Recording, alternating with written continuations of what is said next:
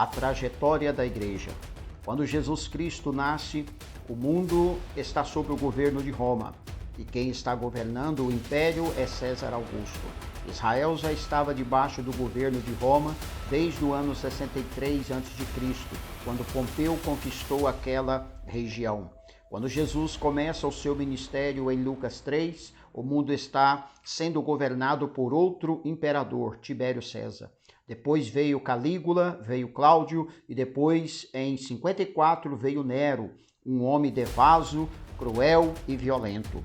10 anos depois que ele está governando, precisamente no dia 17 de julho de 64, Nero põe fogo em Roma e assiste ao espetáculo das chamas do alto da Torre de Mecenas.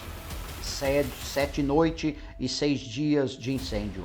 De 17 a 24 de julho, quando o incêndio termina, dos 14 bairros de Roma, 10 deles estavam totalmente destruídos pelas chamas. Os 4 bairros restantes, densamente povoados por judeus e cristãos, dão a Nero um álibi para colocar a culpa do incêndio de Roma nos crentes. Começa um verdadeiro massacre. Faltou madeira para fazer cruz, tamanha quantidade de crentes foram crucificados. Os crentes eram cobertos de pinche, amarrados em postes para iluminar as noites de Roma, sendo queimados vivos. No ano 68, Nero é deposto e comete suicídio. No ano 70, Vespasiano inaugura em Roma o Anfiteatro da Morte, o Coliseu Romano. Numa festa de 100 dias de inauguração, quando mais de 10 mil crentes foram mortos, e mortos com requintes de crueldade, enrolados em peles de animais para os cães morderem, para os touros pisarem, para os leões esfameados da Líbia devorarem, um verdadeiro massacre. Chega ao ano 81, o imperador Domiciano começa a reinar, e esse é o primeiro imperador da história a rogar para si o título de Senhor e Deus. Foi o imperador que deportou o apóstolo João, então pastor da igreja em Éfeso, para a ilha do mar Egeu, a ilha de Patmos. Naquela altura, todos os apóstolos de Jesus já estavam mortos, e mortos pelo viés do martírio. João era o último representante do colégio apostólico. Certamente a intenção de Domiciano era calar a voz do último apóstolo de Jesus Cristo. Mas se o homem faz planos, a resposta certa vem de Deus. No livro de Apocalipse, capítulo 1, versículo 9, diz que João não está na ilha de Patmos por causa de um decreto de Domiciano. Ele está na ilha de Patmos por causa da palavra de Deus e do testemunho de Jesus Cristo. O imperador romano quis fechar para ele todas as portas da terra, e quando todas as portas da terra estavam fechadas para João, Deus abriu uma porta no céu e disse: sobe para aqui, e eu te mostrarei as coisas que devem acontecer. Aqui, nos momentos mais sombrios da história da igreja, Deus continua no controle. O plano de Deus não pode ser frustrado.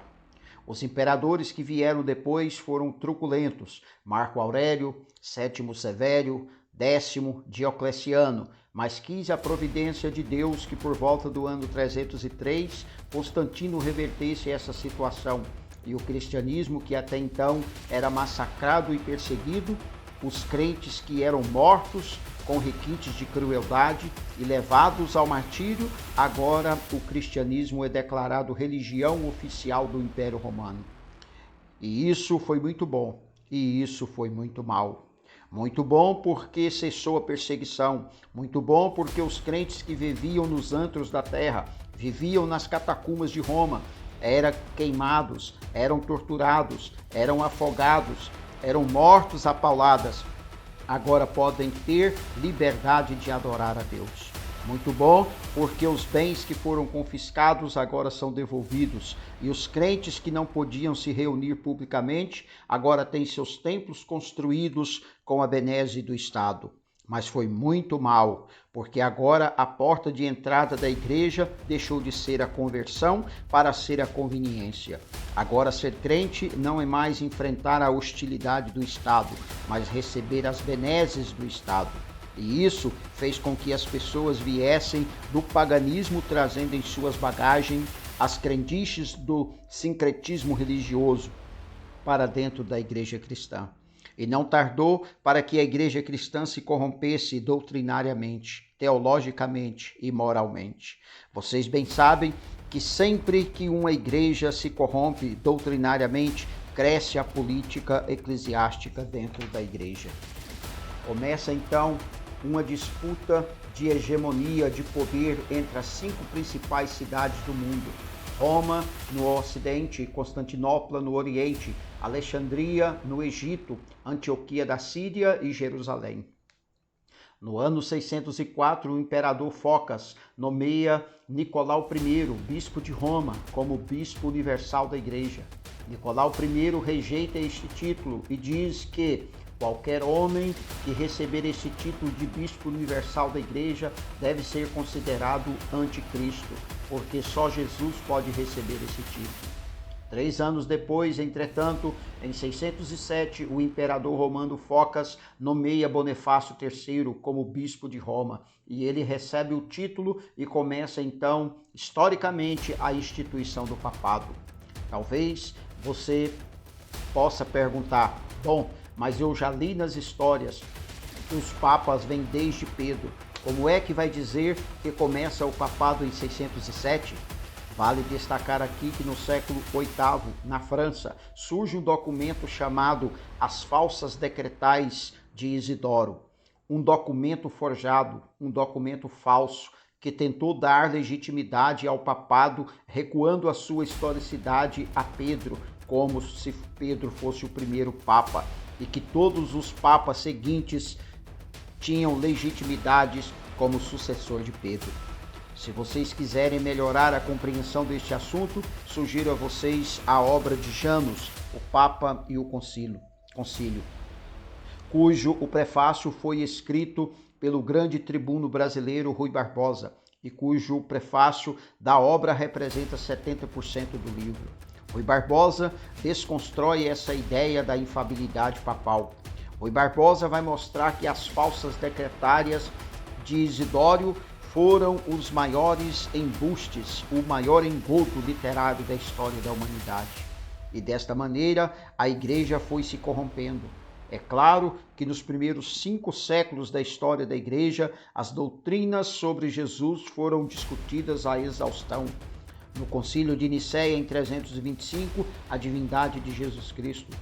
Em 381, no Concílio de Constantinopla, a humanidade de Jesus Cristo. No Concílio de Calcedônia, em 451, a pessoa teantrópica de Jesus Cristo. No ano de 416, Agostinho de Hipona enfrenta Pelágio com as suas ideias heréticas acerca da salvação. Pelágio dizia que o homem está tão livre como Adão estava antes da queda, e que ele é quem opta por Deus, e não Deus quem escolhe o homem. E Agostinho de Hipona, calçado com a verdade, vai derrotar as teses heréticas de Pelágio e mostrar que o homem está caído, que o homem está falido espiritualmente e que ele somente pode ser salvo pela graça de Deus. Aqui estamos falando do período da Idade Média, que vai do 5º ao 15º século, também chamado de Idade das Trevas e Escolástica. Nesse período, a igreja se fortaleceu politicamente, economicamente, mas se corrompeu moral e doutrinariamente. É importante dizer, entretanto, que nunca Deus deixou de ter uma lâmpada acesa na história e um remanescente fiel. E chegara o momento de Deus preparar o caminho para a reforma do século XVI. E a primeira coisa que Deus fez com um movimento cultural do norte da Itália, chamado de Renascença, que mexia com 5 áreas vitais da vida: a economia, as artes, a política, a ciência e a religião. Naquele momento, a igreja dominava essas áreas. Naquele momento, ou você era católico romano ou era um pagão. Desta maneira, a igreja era senhora do mundo. Dominava a economia, dominava as artes, dominava a ciência, dominava a política e dominava a religião. mas quis a providência de Deus que esse movimento cultural do norte da Itália arrancasse das mãos da igreja essas 5 áreas tão importantes.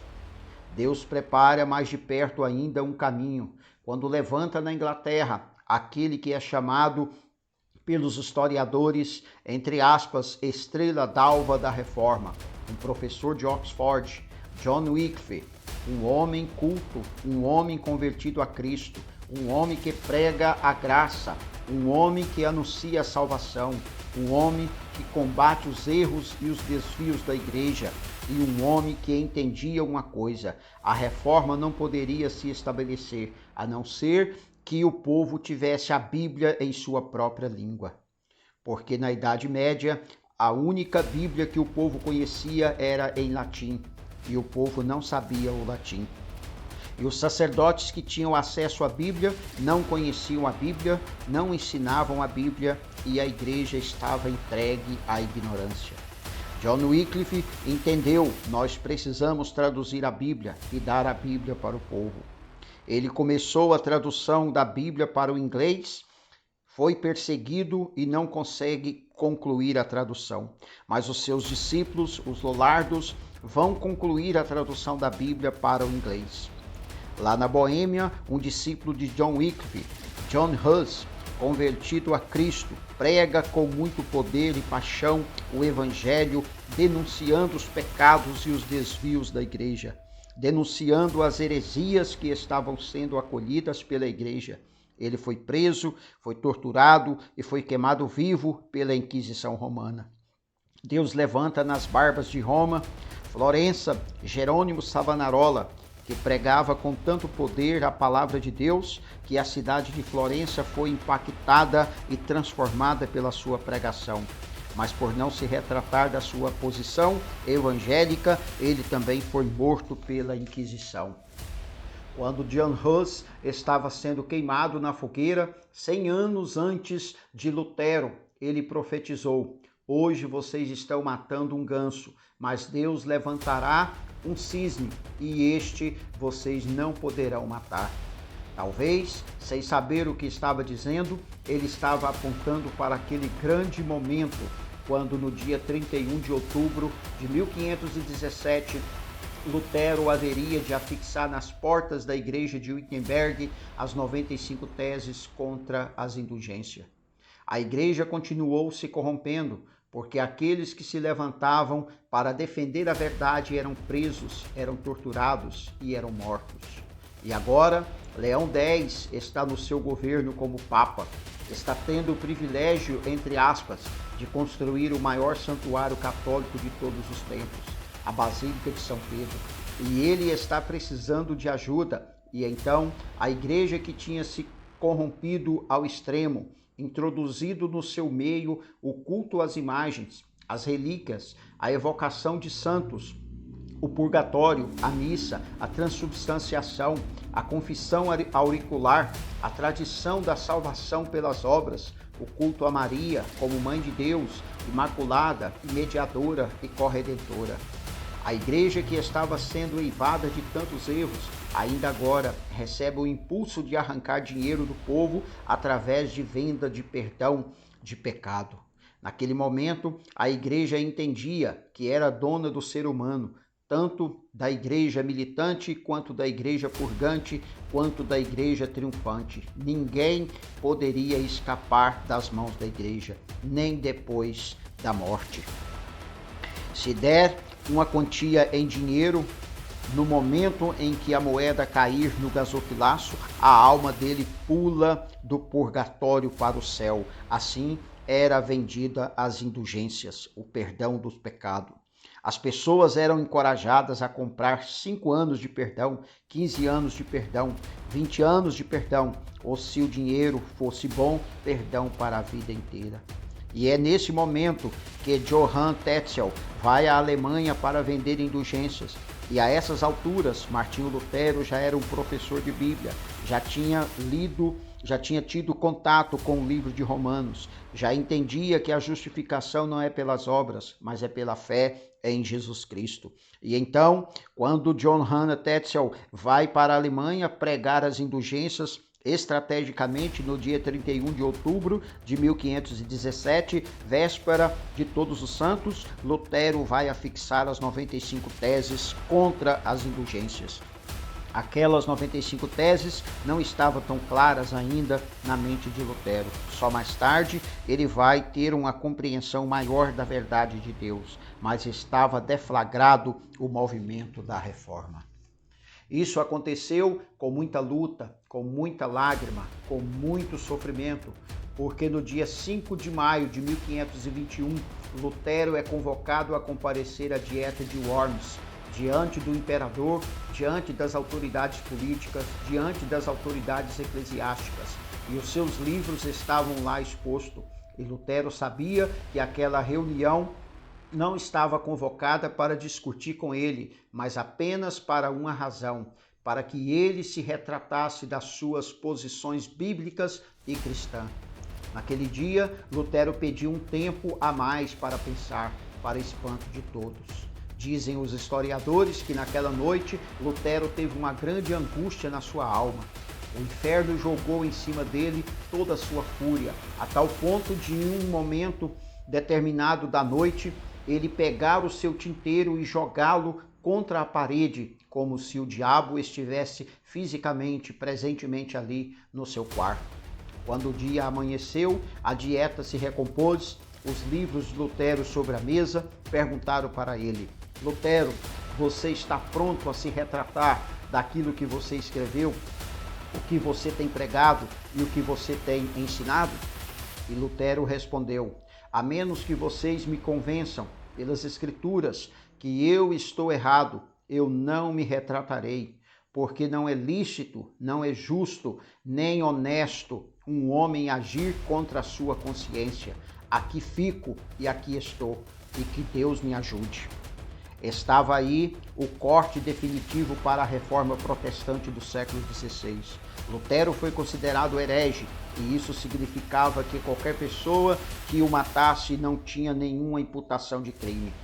E quando ele sai da dieta, ele é raptado na estrada, não pelos seus adversários, mas pelos seus aliados, e levado para o castelo de Warburgo, onde fica por 10 anos escondido. E por providência divina, exatamente nesse tempo de reclusão, é que ele se dedica com muito empenho à tradução do Novo Testamento para o alemão. Obra essa que vai influenciar toda a literatura alemã, inclusive a gramática. Mas é claro que Lutero não trabalhou sozinho. Deus levantou homem como João Calvino, francês, nascido no dia 10 de julho de 1509, que viveu 54 anos. Talvez ele tinha sido a mais brilhante mente da reforma. Calvino foi o homem que criou a academia para preparar obreiros para o mundo inteiro, inclusive mandando 14 missionários para o Brasil, missionários esses que foram mortos e torturados em terras brasileiras, que instituiu o aconselhamento pastoral, o grande mestre da reforma, ou o grande sistematizador das doutrinas da reforma. O homem que aos 26 anos de idade vai escrever a obra mais importante da reforma, as Institutas da Religião Cristã, olhando para o Credo Apostólico. Primeiro livro, creia em Deus Pai. Segundo livro, creia em Deus Filho. Terceiro livro, creia em Deus Espírito Santo. E quarto livro, creio na Igreja. Deus levantou outros homens como Martin Bucer em Estraburgo, levantou Beza, levantou Melanchthon, levantou gigantes nesse tempo. E as colunas básicas da reforma eram essas: só a Escritura. Nenhum concílio, nenhuma igreja, nenhum pastor, nenhum papa, nenhum homem, nenhuma instituição pode suplantar a palavra de Deus. Não é a igreja que está acima da Bíblia, é a Bíblia que está acima da igreja. Não é a igreja que valida a Escritura, é a Escritura que orienta a igreja. É só a Escritura, ela é a nossa única regra de fé e prática. Não tem outra revelação, não tem outra fonte de conhecimento e de vida, a não ser a palavra de Deus. Só a fé. A salvação não é pelas obras, a salvação não é pelas obras, mais a fé. A salvação é só pela fé, independentemente das obras da lei. É só a graça, não há mérito. Ninguém vai entrar no céu batendo no peito dizendo que eu cheguei aqui porque eu mereci. Eu cheguei aqui porque eu conquistei. Eu cheguei aqui porque fui bom. Eu cheguei aqui porque fiz boas obras. A salvação é absolutamente um presente gratuito de Deus, é imerecido. É só Cristo, não é Cristo mais o Papa, não é Cristo mais Maria, não é Cristo mais a igreja, não é Cristo mais o pastor, não é Cristo mais o batismo, não é Cristo mais um ritual, é só Cristo. Ele é o caminho, ele é a verdade, ele é a vida, ele é a porta, só nele há salvação. Ele é o único mediador entre Deus e os homens. Somente a Deus dai glória. Qualquer glória dada ao homem é glória vazia, é vanglória, é idolatria, é abominação para Deus. A reforma não chegou até nós, senão com lágrimas e com muito sangue. Se nós não conhecermos a história, nós não valorizaremos esse legado. Vamos para a França, ano de 1559. Levanta-se na França Catarina de Messi, uma implacável perseguidora da fé cristã. Qualquer aluno de segundo grau já leu sobre a famigerada Noite de São Bartolomeu, 24 de agosto de 1582, quando mais de 70 mil huguenotes foram mortos traiçoeiramente por ordem de Catarina, sobre os aplausos do Papa e os elogios de Felipe II, rei da Espanha, genro de Catarina de Messi.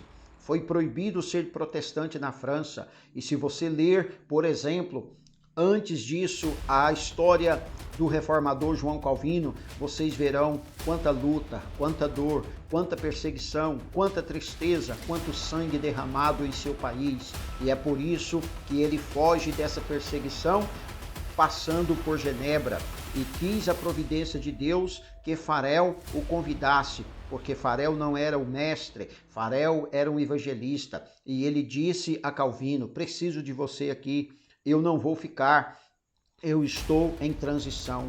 Calvino não queria ser um pastor, um pregador, ele queria ser um escritor. Ele queria ficar mais escondido, recolhido, para escrever, para tratar das grandes demandas da igreja. E Farel disse: se você não ficar aqui, Calvino, eu vou pedir a Deus que amaldiçoe sua vida. Calvino então fica. Chegou em 1536 e em 1538 os dois foram expulsos, foram para Estraburgo, onde eles ficaram. Em 1541 eles retornam a pedido dos líderes de Genebra e fica em Genebra até a sua morte por volta de 27 de maio de 1564, transformando Genebra na maior maquete do reino de Deus na história. Se você vai para a Alemanha, você conhece a história da triste guerra dos 30 anos, onde milhões de pessoas morreram de 1618 a 1648. Se você vai para a Inglaterra, você se lembra que em 1534 Henrique VIII rompeu com o catolicismo, não por convicção teológica, mas por conveniência pessoal, para casar-se de novo, para ter um herdeiro para o trono. E o Papa não lhe dava essa autoridade. Ele rompe com a igreja e cria uma nova igreja na Inglaterra, a Igreja Anglicana, sendo ele chefe de Estado e chefe da igreja. Na verdade, esse filho, Ana Bolena, não lhe deu e casou-se muitas outras vezes. Ele morreu em 1547 e seu filho Eduardo VI, com 10 anos de idade, começa a reinar. Os líderes protestantes da Inglaterra entendem uma coisa: chegou a hora de plantar a reforma na Inglaterra. Assume o governo da Inglaterra Maria Sanguinária, que leva a estaca e queima em praça pública os líderes protestantes, promovendo uma perseguição generalizada na Inglaterra. E muitos irmãos, para poupar suas vidas, tiveram que fugir da Inglaterra para a Alemanha, para a Suíça, para a Holanda, nos lugares onde a reforma estava estabelecida. Quis a providência de Deus que Maria Sanguinária morresse cedo, 5 anos depois, em 1558, e assume o governo da Inglaterra Elizabeth, no longo governo de 1558 a 1603. No primeiro decreto de Elizabeth foi determinada a volta dos foragidos para a Inglaterra. E tendo eles tido contato com a reforma no continente, voltaram fazendo 4 exigências para a igreja. Nós queremos na Inglaterra uma igreja com teologia pura, com liturgia pura, com governo puro, com vida pura. E desencadearam na Inglaterra um dos mais importantes movimentos de reforma de todos os tempos e também de avivamento, o movimento dos puritanos. Aqui fica uma coisa interessante a pensar. Maria Sanguinária não sabia, mas Deus havia constituído um presidente das missões estrangeiras na Inglaterra. Quando ela pensou que estava destruindo a igreja, ela estava promovendo a igreja. Há um cântico que foi escrito no Brasil e muito cantado em outros tempos e ficou muito conhecido nos meios pentecostais, que diz o seguinte: é obra santa, ninguém detém. A igreja é indestrutível, a igreja de Deus avança sobre a perseguição, ela avança sobre as fornalhas, ela avança sobre o martírio, ela avança sobre qualquer dificuldade da vida, ela marcha triunfantemente. Tempos de crise novamente surgem. Vem o racionalismo francês, o iluminismo, e no bojo desses movimentos vem o chamado liberalismo teológico. A Bíblia é lida de outra maneira, não é mais a visão gramatical e histórica, mas crítica literária. E não tardou para que os seminários que formaram teólogos, pastores, missionários para o mundo fossem tomados de assalto pelos teólogos liberais. E agora não se cria mais na Bíblia, agora os seminários começaram a ensinar o ceticismo da incredulidade. Qualquer igreja que subscreve o liberalismo está assinando um atestado de óbito.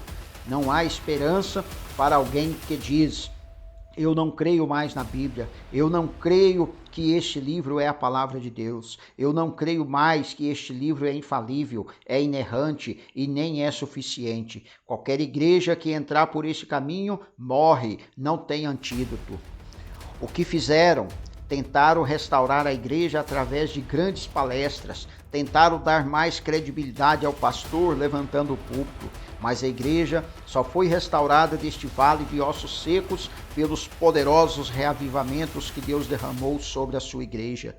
Em 1739, na Inglaterra, com John Wesley, George Whitefield, no país de Gales, na Nova Inglaterra, Jonathan Edwards, nos anos de 1735 e 1740. Novamente, no século XIX, foi varrido por uma onda de incredulidade. O liberalismo estava no auge e Deus levanta na Inglaterra Charles Spurgeon para enfrentar essa fúria do liberalismo. O que levanta a igreja é o avivamento espiritual. Na cidade de Nova York, em 1857, esse avivamento varreu a nação. Em 1857 a 1859, e é no bojo desse avivamento que o missionário Asbel Green Simonton, que acabara de se formar no seminário de Princeton, ouvindo um sermão do professor Charles, e é tocado pelo Espírito Santo de Deus para vir para o Brasil. Ele chega aqui exatamente no dia 12 de agosto de 1859, debaixo desse poderoso avivamento espiritual. E quero concluir lembrando a vocês que a Igreja Reformada sempre reformando. Isso não significa que nós vamos abraçar as últimas novidades do mercado da fé. Mas a cada geração a igreja precisa passar por uma nova reforma, revendo sua doutrina, seus valores, sua ética, sua conduta, sua postura, se o que nós estamos pregando e praticando está exatamente de acordo com a palavra de Deus. Reforma não é novidade, reforma não é mudança, reforma é retorno, retorno à origem, à doutrina dos apóstolos. E por que hoje precisamos de nova reforma? Primeiro, porque o liberalismo ainda está devastando igrejas neste século. A Europa, o berço do protestantismo, não tem o que celebrar depois dos 500 anos da reforma. A igreja protestante na Europa está praticamente morta, a não ser que Deus traga um avivamento. O que você vê é evidência de incredulidade. Na Holanda, de 1960 para cá, os templos estão lá, mas os crentes não frequentam mais a igreja. Na Escócia, um dos templos mais importantes de Edimburgo, o que tem lá dentro da igreja é um bar. A igreja, a grande Inglaterra dos avivamentos hoje, é o país de Richard Dawkins, o patrono dos ateus. Menos de 4% frequenta a igreja evangélica na Inglaterra. Os templos estão sendo vendidos e transformados em mesquitas, em bares, em museus e em teatros. Olha para a América do Norte, onde tem tantas chamadas Dea Churcher, igrejas mortas, as denominações históricas perdendo milhares de membros ano após ano. O que é dramático é que o liberalismo chegou no Brasil e nós temos denominações inteiras que já foram capituladas à sedução mortal do liberalismo. Nós precisamos de uma nova reforma, porque a igreja brasileira tornou-se uma igreja em grande parte sincrética, mística, a igreja do sal grosso, a igreja do óleo, ou a igreja do copo d'água em cima do rádio, a igreja da toalha suada. As igrejas das mandingas em nome de Deus, precisamos de uma nova reforma, precisamos voltar para a palavra de Deus, precisamos voltar para as escrituras, precisamos de novos reformadores, precisamos de alguém que esteja disposto a dizer a verdade a despeito de toda a hostilidade do mundo. Que Deus nos ajude.